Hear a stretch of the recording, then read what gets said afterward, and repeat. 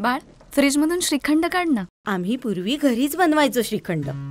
त्याची चवच वेगळी होती. आता काय सगळं रेडीमेड. आजी, हे श्रीखंड खाऊन बघ.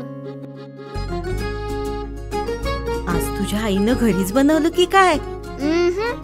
हे आहे गोकुळचं श्रीखंड. अगदी जिभेवर रेंगाळणार. जिभेवरच नाही तर मनावरही रेंगाळणार. गोकुळ श्रीखंड, मनावर रेंगाळणार.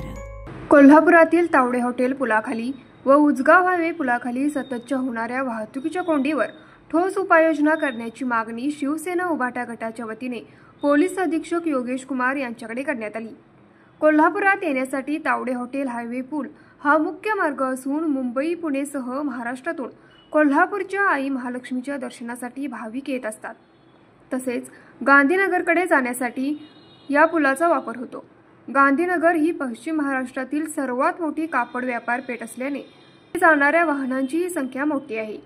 कोल्हापुरात येणारी वाहने व गांधीनगरला जाणारी वाहने यांच्यामुळे या पुलाखाली सतत वाहतुकीची कोंडी होत असते.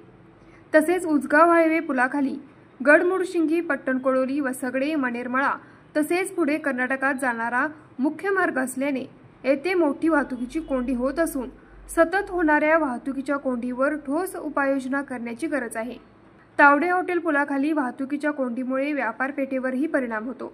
तसेच मोठमोठ्या कंटेनरमुळे गांधीनगर, उजगाव या दोन्ही पुलाखाली सतत वाहतुकीच्या कोंडीमुळे वादाचेही प्रसंग घडत आहेत.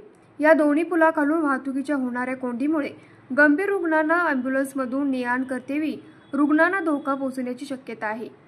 या परिस्थितीवर व्यापक बैठक घेऊन कायमस्वरूपी उपाययोजना करावी व सततच्या होणाऱ्या कोंडीमुळे या दोन्ही पुलाखालून प्रवास करणाऱ्यांना दिलासा द्यावा, अशी मागणी शिवसेना उद्धव बाळासाहेब ठाकरे पक्षाने केली आहे.